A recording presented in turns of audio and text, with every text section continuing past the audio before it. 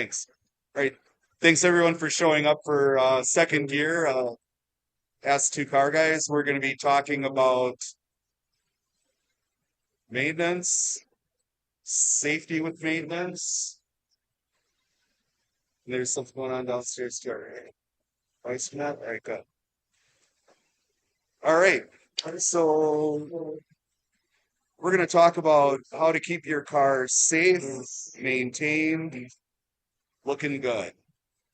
Whether it's your daily driver, whether it's your pride and joy, your wonderful little sports cars and hot rods and modern classics that we're all rolling around in now. As always, we have Zane, our tech guy here. I'm Jay, the car guy, and this is Jake. Jake is a master technician on Porsches and many other vehicles from Pinnacle Auto Lab, and I am Car Guy Milwaukee. I do vintage car appraisals as well as brokerage for vintage automobiles. And then Zane is Web design and software development, anything online. good. And then again, I'd like to thank Eagle Park Brewery for allowing us to broadcast from here at Eagle Park. And I'd like to thank Autism United of Southeastern Wisconsin for being our charitable partner. So let's talk about, is it true that a clean car runs better? Jake? Well, I mean that's a very general question, but in overall, yes, that definitely applies to a lot of things.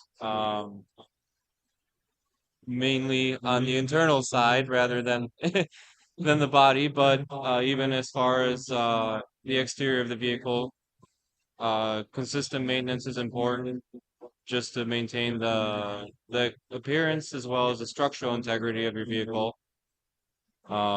Especially since we live in such a testing environment, more so for our daily vehicles than maybe the summer toys, but then on the summer stuff, we got to watch out more for wear caused by UV rays and hot climates and all the kind of stuff like that. Yeah, so it's safe to say that here in Wisconsin, we have our own challenges on what our cars are up against. Everything from cars that we drive all year round to cars that we store over the winter. We're going to talk about the proper way to store a car. We're going to talk about the proper way to maintain a car that you drive all year. So let's start with our collectible cars. I see a lot of my friends here in the audience that have collectible cars, and I know that you guys do things to store your cars. We do too, and I'd like to have a little talk about that. Uh, Jake, what would you recommend if somebody were to buy a vintage automobile? Say like let's use my Buick for example. Let's use my 1956 Buick Special. And if somebody were going to have a car like that, they were going to store it for the winter, what would you recommend that they do? Well, I think one of the most important things that often gets overlooked for older vehicles is trying to do the best you can about having it in a climate controlled environment that's away from any sort of moisture, any kind of elements that can degrade the vehicle even when it's inside technically. Another important thing being what you kind of touched on already as far as doing whatever you can to prevent the presence of rodents. Um, and as far as a lot of these vehicles too, people might run just water in the cooling system in the summer. So if that's the case, then either convert to a antifreeze product or just at least drain it. But typically you want to do some kind of basic winterization steps, and obviously every vehicle is going to be a little bit different. So what about changing the oil? Do you recommend doing it before you put the car away or after you bring it back out? Well, I mean that kind of it depends on the relation of how many miles you've put on over the season compared to what if the vehicle sat most of the summer, you drove it a couple of times, and maybe I would let it sit and put fresh oil in it for the following season. However, if it's a vehicle that you used and enjoyed, then it might be good to put fresh product in it for the winter. I mean, if the car just sits sealed up, it's not like the oil's going to get And what uh, kind of things can we do to keep rodents out of a car? well, one of the cheapest ways and what seems to be the most effective is just a good old dryer sheets, but there also seem to be a lot of solutions nowadays as far as sonic devices that create sound waves that irritate rodents. Special chemicals that you can either put in the facility or the vehicle itself. So there's a wide variety of different things that we can do, or just, basic methods of trapping the rodents as well. I mean, any mix of those would probably be a good option. So I have those sonic devices in my garage. I've never had a problem with rodents in my cars. I also say that it's a pink elephant deterrent because I've never seen a pink elephant in my garage either. It's worked great for me. Gonna say you could get a Well, cat for it. I never seen any cat's place another like that. problem. We had Q, the CO6. He had a feral cat get into his garage in winter, and he had multiple car covers on that Corvette, and the cat destroyed the covers by making the Corvette his cat box. So yeah, I don't think a cat qualifies as a good vermin deterrent. In this case, the cat is Well, maybe at least not a feral cat. yeah, well, maybe could be the problem. So, another thing that we could talk about, and this is on whether it's a vintage car or the newer cars, what to do with the tires. Uh, there's on my Packard, I jack it up, get it off of its wheels, and that also lets its big old tire and suspension stretch out a little bit over the winter. And what are your thoughts on proper tire storage of winter? Well, that all kind of obviously boils down to everybody's means as far as what they can do. The easiest, if you don't have the option to jack up the vehicle, or do anything special for the tires, is at least put an extra 5 psi, anywhere between the 5-10 psi in the tires, just to kind of help harden them a little bit for the time that they're going to sit. Another great product nowadays are the wheel dollies with rounded bottoms that you can place the vehicle on, and that way that keep helps the tires keep their shape. It takes the vehicle off of the surface of the ground, but it also prevents the vehicle sitting with suspension extended for a longer period of time, depending on any particular vehicle and the design of the suspension that could not be a detriment. So that's another thing that we can move on to as long as we're talking about tires at this point. A lot of us have all season tires on their car, which I call no season tires. Uh, what are your takes on winter wheels, summer wheels, and doing the flip? Well, obviously going between having a dedicated set of summer tires and a dedicated set of winter tires, living in the region that we do is the best solution. However, that's not always feasible for everybody, which is kind of where a good all season tire kind of bridges the gap a little bit. It's not going to be the best summer tire. It's not going to be the best winter tire, but it's going to give a solid mix of all around performance. Um, but hands down, having dedicated sets for the seasons is the best way to go. Now, sometimes if people aren't driving their cars enough, tires are only made to last a certain amount of time. Um, have you seen it where people are not burning through their tires fast enough and dry rotting? Yeah, it actually happens a lot on the vintage cars because typically they're cars that aren't necessarily driven as hard. I mean, there's obviously exceptions. But they're vehicles that may spend a lot of time sitting or just being brought to shows, so those tires aren't going to wear out as fast. But I'd say anywhere between 4 to 6 years of tire age is probably going to be around the time where you may want to start at least looking at them closer.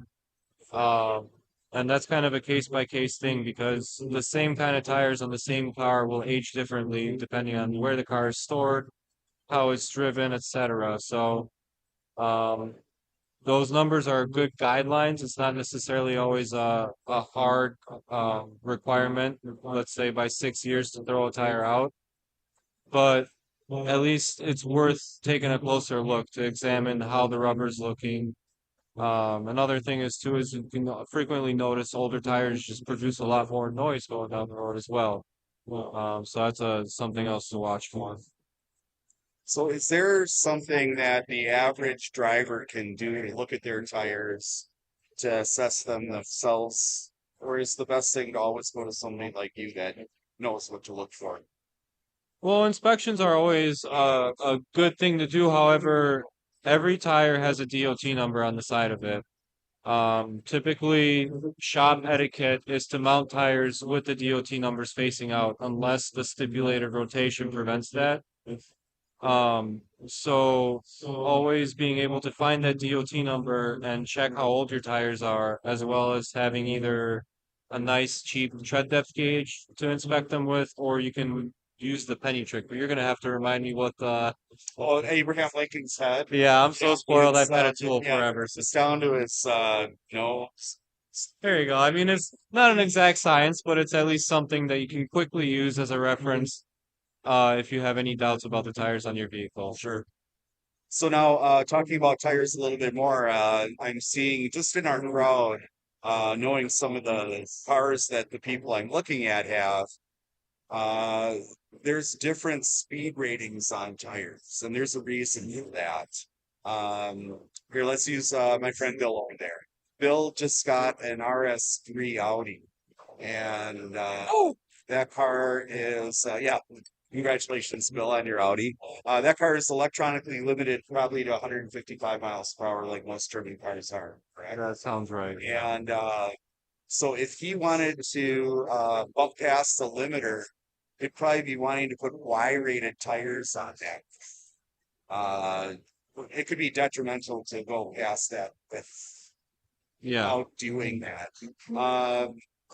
Now, looking back in the crowd at my friends that are a little more liberal with what they do with their tires, Bernie, do you have any? What are you running on that Lotus? So those are R-rated tires. Yep.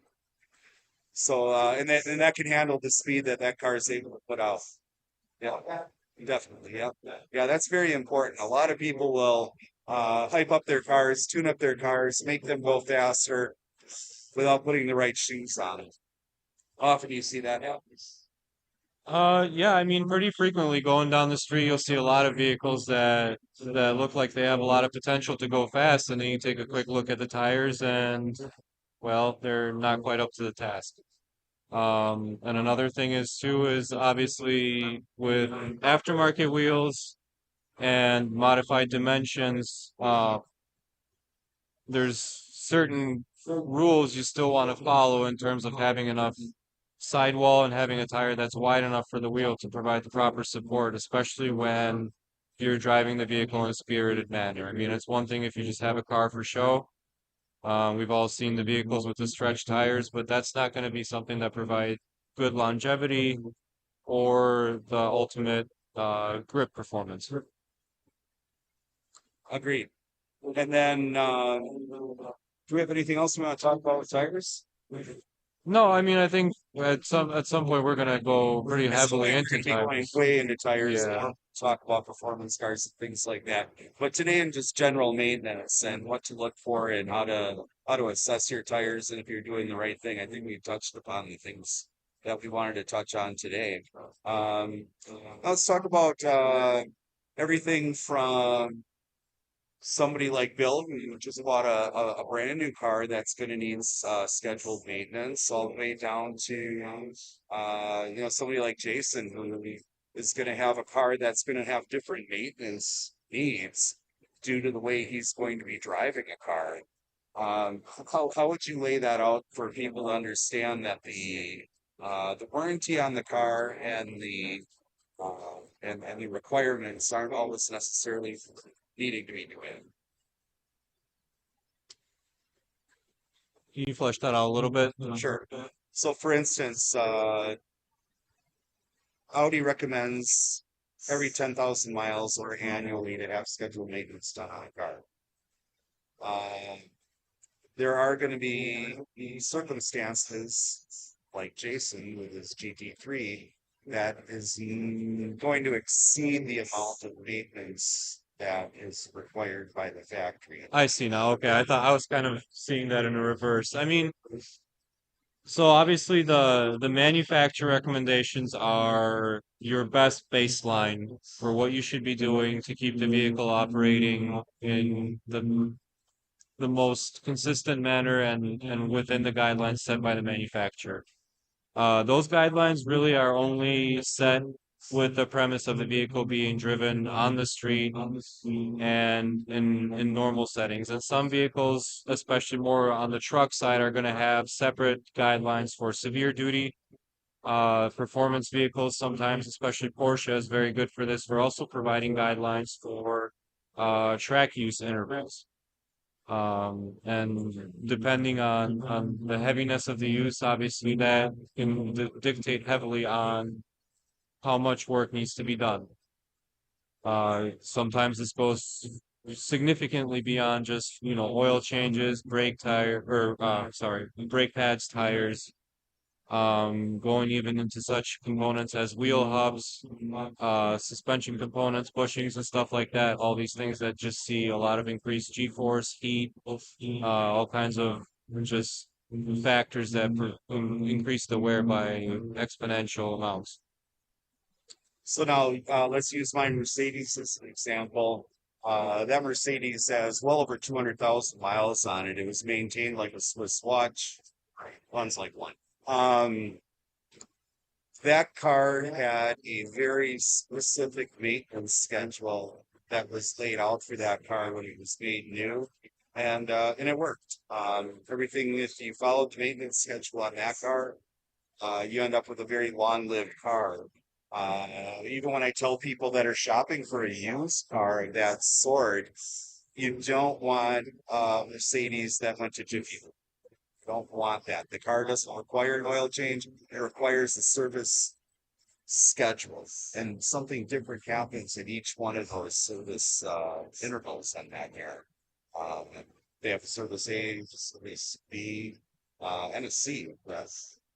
I think what the age ranges on the different ones kind of break the services down a little bit differently. But there's even, I think, like a service A1, service B1.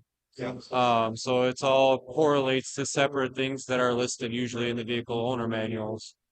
But that's actually a very important point to bring up about just making sure that if you have a vehicle, especially something that's higher end, that your maintenance is being documented in some way.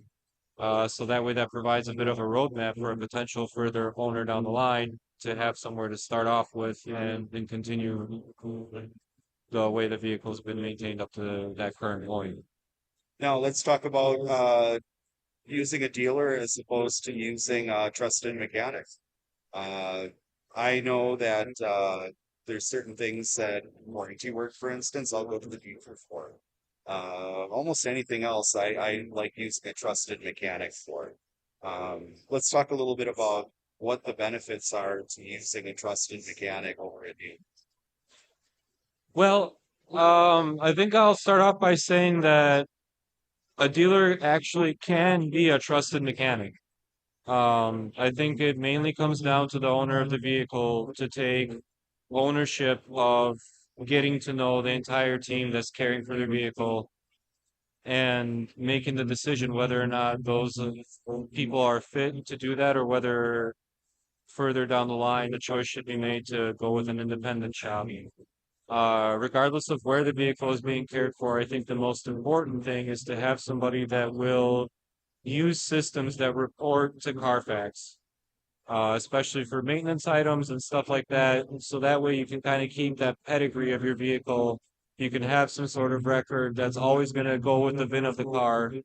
Uh, and and that way at least you have a little bit more of a return for your investment on top of just the longevity you get out of your car by doing the good maintenance. That's a good answer. I agree with that too. Now let's talk about the vintage cars like mine. I do my own maintenance on some of my cars. There's certain things that I bring to you, and then there's certain things that I bring to the dealer.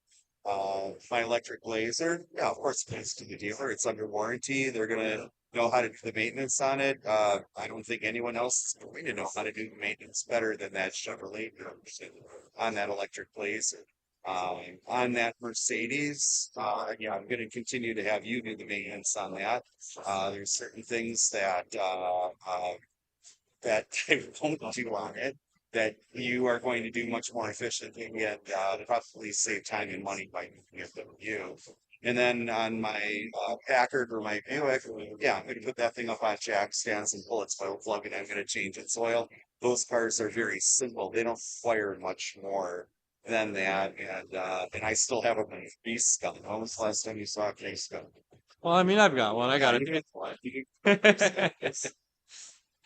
Okay, so cars had these little nipples all across the suspension, and you had to pump grease into them, and they had these bubbleless ball things that helped grease them and expand.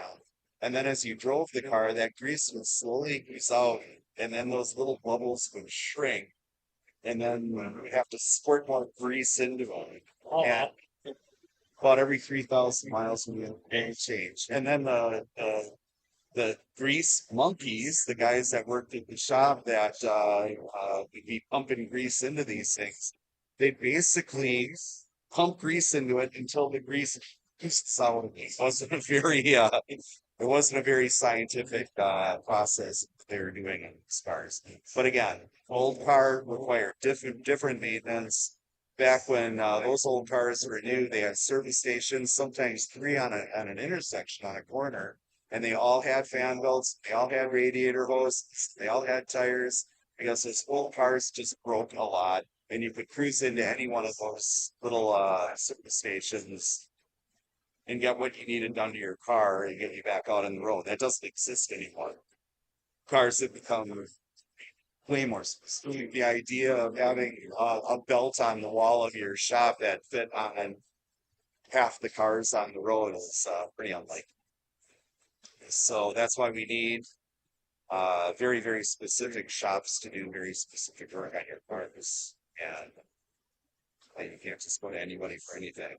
So um, there are different shops that I go to for different things. What's a shop like Pinnacle going to be the best shop to go to for? Well, everything, duh. Right. Um, Well, you work on everything. Well, you work on trucks, you work on performance cars. There's a lot that Pinnacle does that most shops do. this is true, and yeah, I mean, this is kind of more by just happenstance than by intention, but I'm kind of enjoying actually the diversity of stuff that I see because that allows me to kind of float between the different worlds. I mean, some of the classic cars, and the work trucks and stuff, and it presents both challenges, but it presents a nice variety of stuff. But yeah, I mean, it definitely keeps me on my toes to always make sure that I'm respecting, like I can't, while jumping from working on like a 2010 Audi to all of a sudden switching to a 70s Porsche. There's certain things that I have to re-gear myself for to be able to do the work properly. I'm sorry. Um, but I think the main thing is that I kind of just approach every vehicle as if it was a classic high dollar vehicle. And just the respect for the customer's investment in their car, I think is the main thing that I can provide that other shops might not. All right. How many of you here in the crowd name your cars? Do you name your cars, Sam? Do you name your cars? No? I know that this table here names their cars. Uh, do we name our cars? Lots of names. Yeah, right. Lots of names is right. How about back there in the back? Do we name our cars? Do we name our cars?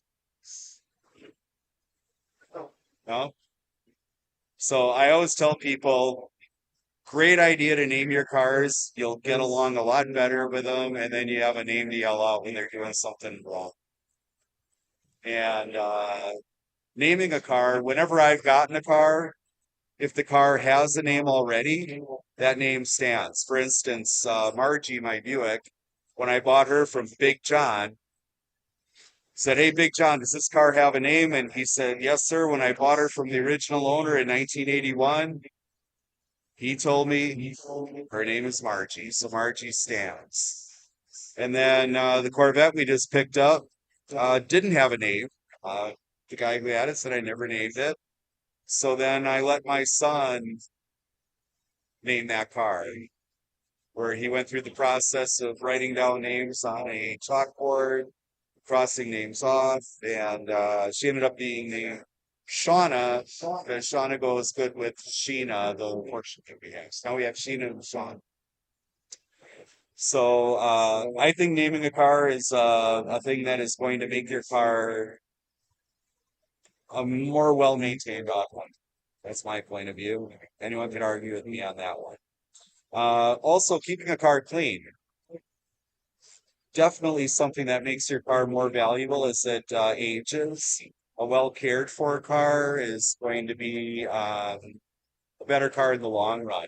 Keeping your interior clean, keeping your exterior clean, everything from polishing an old single stage paint car like the old cars I have to these nano ceramic coatings that they put on these modern clear coat cars. There's a lot of different things that we can do with that.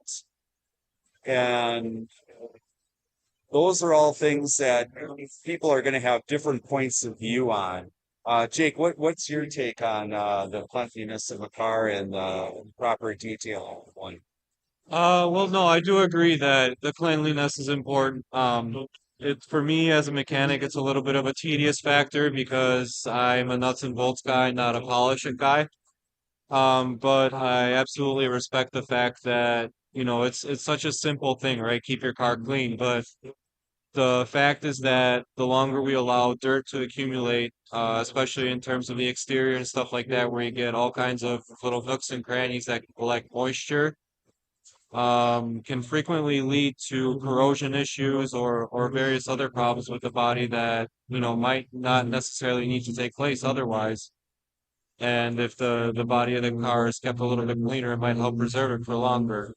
Same with the interior. I mean, we see so many vehicles that just don't age very well. The plastics crack and the seats crack. And I mean, there's so many vehicles that are nice cars with nice leather interiors that would look so much better if there was just a little bit of a conditioner applied to them every once in a while.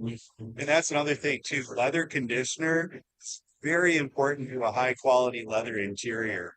A lot of cars out there, they say they have leather, but it's just a vinyl coated cowhide. It's not real leather. Which is all the more important though to still find a good product Right. to preserve it Because for once that those reason. crack, and then they're gonna get all sorts of different things in there.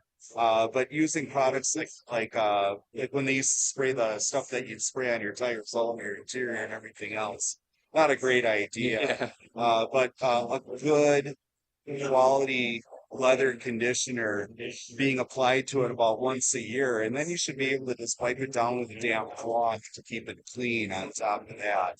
Uh, Another thing that I found out recently, have you ever heard of using dry ice on an interior? Yeah. Dry ice. So using dry ice on an interior will kill every single microbe in there. So you take a car, it's got to be a car that seals up nice and tight.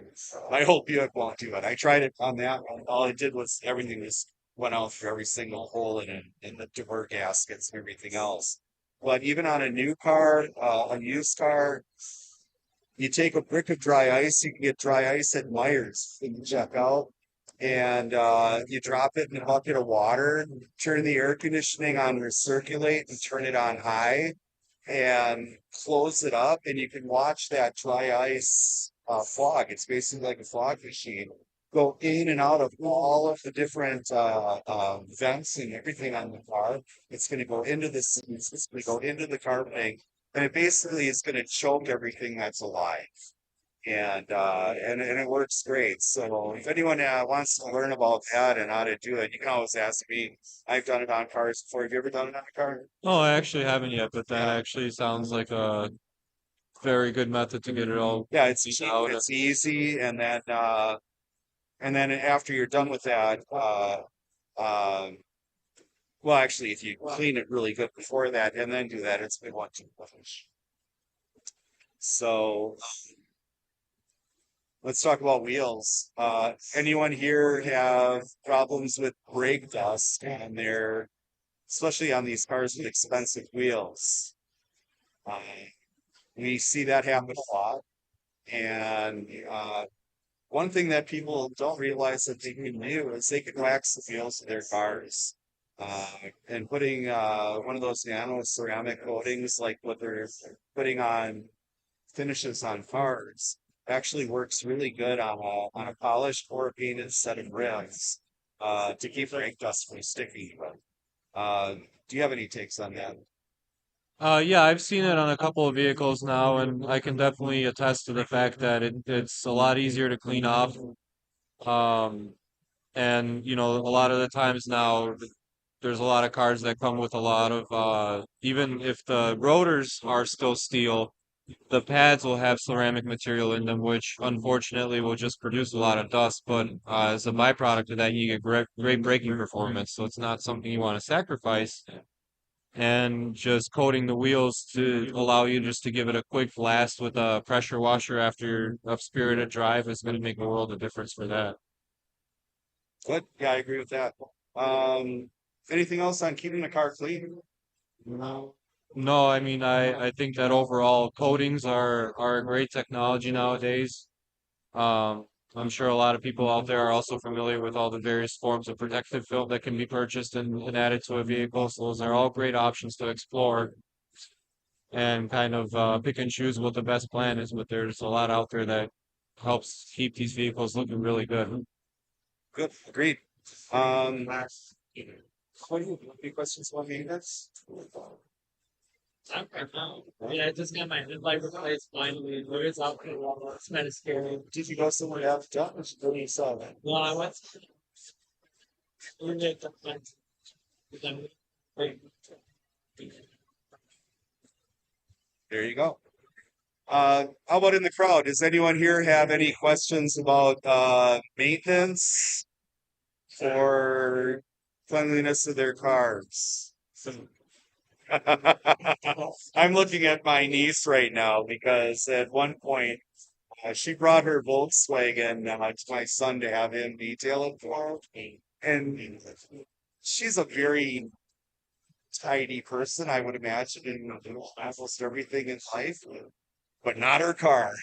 And when my son was cleaning it, he's like, "Isn't she a nurse? Isn't she supposed to like be?" And I'm like, "Yeah, you would think so. The car a little bit different. You're doing better on the new car now, right? All right, very good. Proud of you. Proud of you on that." Okay, I'm hearing from her husband, not true. So, even just taking it through the car wash and having them do the interior every once in a while is going to be better than nothing at all. Yeah, I mean, especially in the winter, like I personally have a habit of trying to do at least once a week, run through Quick Trip Wash Yeah. that features a underbody wash because that to get some of the salt off the suspension components and everything. More than anything, that's where you want to get it cleaned up is where it could deposit and start causing corrosion.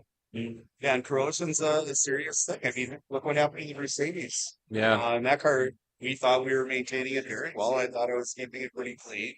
And yeah, we ended up having to replace the oil pan on it, which deteriorated away. So even the best maintained cars can still be subject to the perils of winter in Wisconsin. Yeah, unfortunately, there really isn't a recipe to keep everything perfect. So this is all just guidelines to help us do the best we can. That's all we can try. Anyone else in the crowd have anything that they want to bring up or talk about today? Anyone? Bueller? Bueller? Anyone online see? Well, all right, good.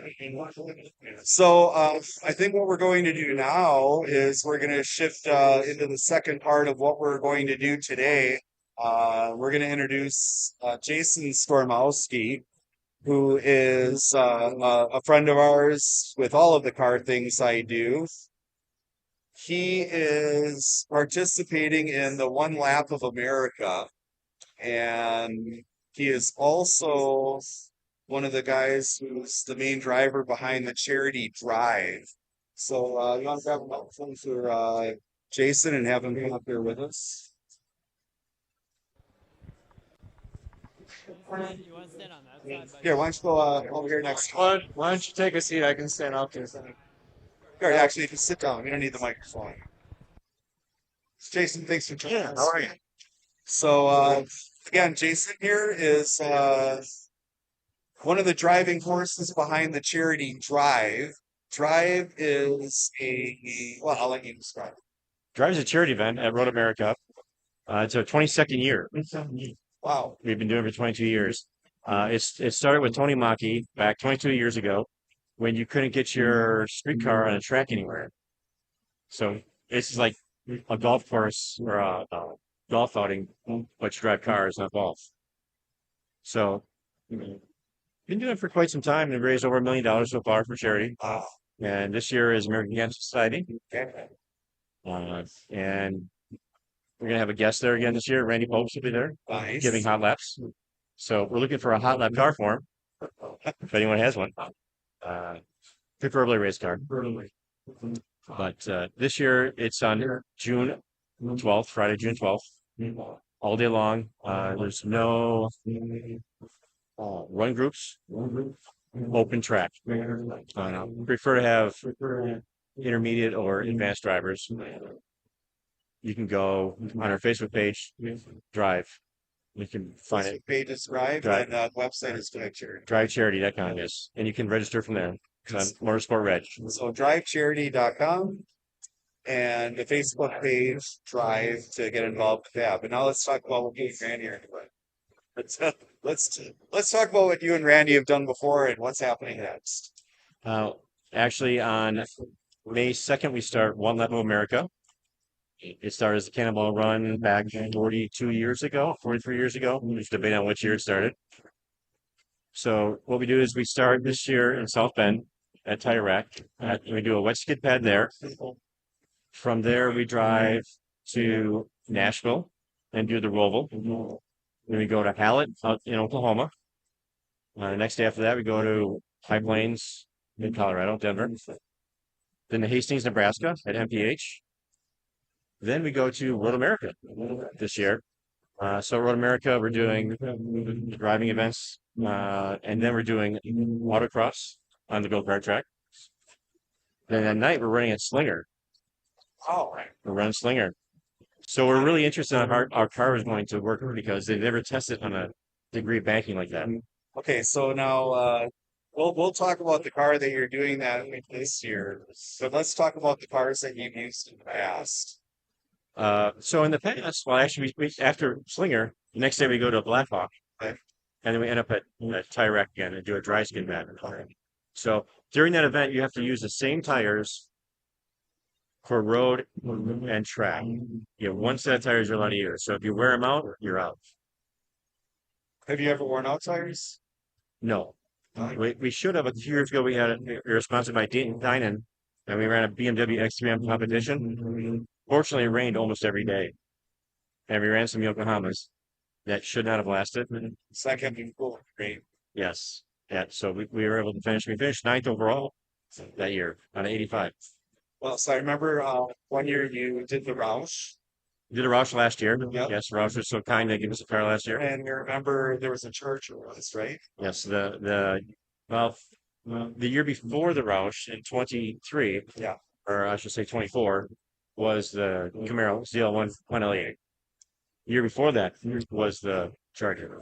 Now, did you ever use the GT3 for that? No, in 19 we used my 350R. Okay, that's So yes, yep. Yeah. Okay, good. So now let's talk about what you're going to be doing the One Lap of America with this year. This year we teamed up with Lucid. Lucid had been very kind to us, and they gave us a Lucid Air Sapphire, 25 Lucid Air Sapphire, which I'm driving right now. Does anyone here in the crowd not know what a Lucid is? Anyone? So let's talk about a Lucid. Lucid is a how many horsepower? Well, there's different modes, but the race mode has 1,234 horsepower. Full electric, all-wheel drive. Wow. Should we go out and see it?